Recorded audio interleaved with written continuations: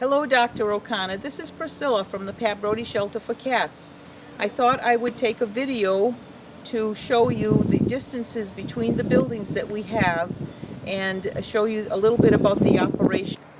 The building that you're looking at straight ahead with the 4 windows is are the 2 isolation rooms, isolation room left and isolation room right. As we pan to the building that looks like it's connected, but it's actually a separate building, is the main shelter building. This shows the front of the isolation room. As we're panning it, you can see it has a side porch, and the middle door houses the 2 isolation rooms left and right.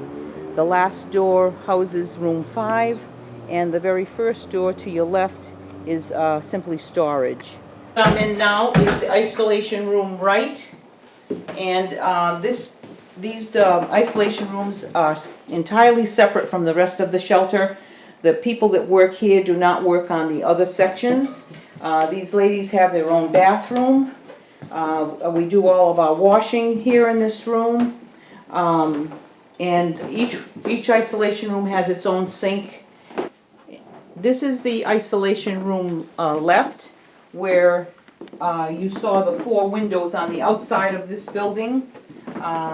And this houses some of the cats. Cage, we have Maddie. She's one of the cats that got caught in the process of being shut down, and her owner, or her new owner, caretaker, has been waiting for her since this happened, and she's really trying to get her home.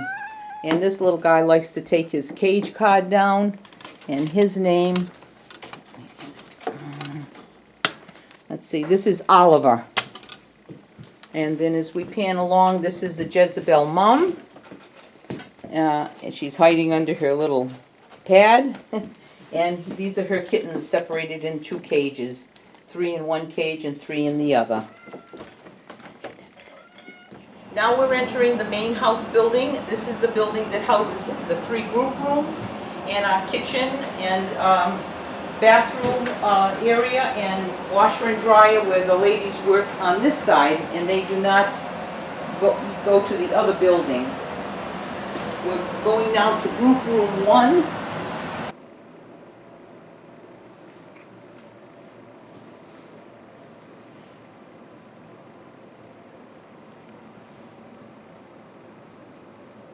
We're entering room 2, which houses the cats from 1 year to 8 years old. They have a larger deck outside because they're more active. If you look to the bottom of the windows as we pan back, you'll see that each room has 2 cat doors where they can enter their outside deck. And as you pan around back towards the beginning of the room, you will see that we have our litter box. Our litter boxes are housed in this specially made container that makes it easy for the ladies to empty. This is the 3rd group room, which houses the older cats from 9 years and up. Many of them live their life out here. We have to limit this room to keep it under 20 in the room. And they also have their own deck with their own shelving that's specially made for the older cats, where they can jump easily onto the boards. And again, they have their own litter box here, the same in all 3 rooms. And by the way, room 1 houses the cats that are under a year. This is the meet and greet room, which we don't intend to be a permanent place to house the cats. It just happened that we had this extra cabinet, and it actually just holds the cats that maybe need a little adjustment time when they go into the rooms and they have a little hard time adjusting with the other cats. We bring them here sort of like a holding room, and they stay here, and then we put them back in the rooms.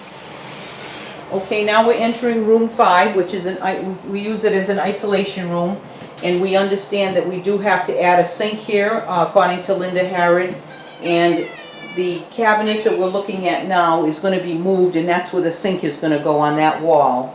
And we have 10 cages in this room that houses the cats that come in as strays, and are also quarantined for 3 weeks. Every cat that comes into the shelter is always quarantined for 3 weeks before they can go into the group room, which is that's the minimum time. We'll leave this building and go to the room 4, which is another separate building down below the hill.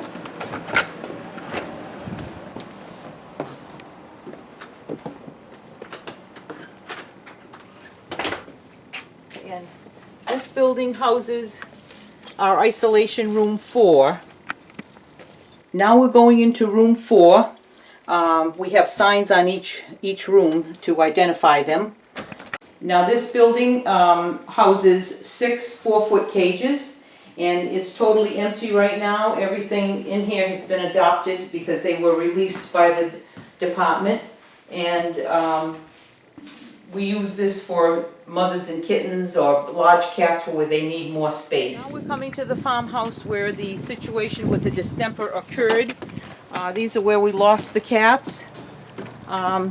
This is the what we call the farmhouse building, and we're going in there now.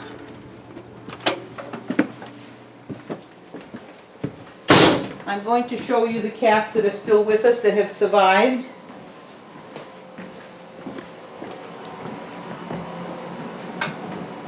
This first kitty that we're looking at is Melanie. She's been here now, and she's healthy and happy and wants to go to a home. And this is Ellen with her 2 little orphan kittens. And this third cage is Matilda. And then I'm gonna...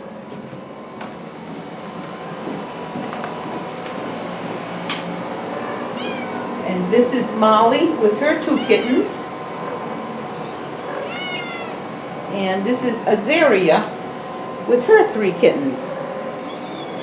And last but not least, Sloop in Sanford number 3. And this ends the tour of this building. And we plan to have the first floor renovated, and we're going to resurface the floor. And we're calling in ServPro to do all the ceilings and walls and windows. And so hopefully this will help you to understand where the situation of distemper occurred, and was strictly in this building. Thank you. The outside deck area also can house kittens. If we have an abundance of kittens, they're able to stay out here. We have 2 heated houses for them with heaters, and they're able to play and enjoy the fresh air.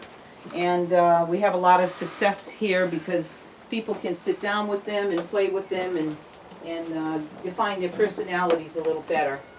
Thank you, Dr. O'Connor. This ends our tour, and I hope that you've enjoyed our little explanation of the shelter, and that will help you to make your decision to get us opened up again, because the cats really do want to go to their homes, and we have many people now that are waiting for the cats that have been in here for quite some time. And so thank you for watching this video, and we hope you will consider this for the Pat Brody shelter. Thank you.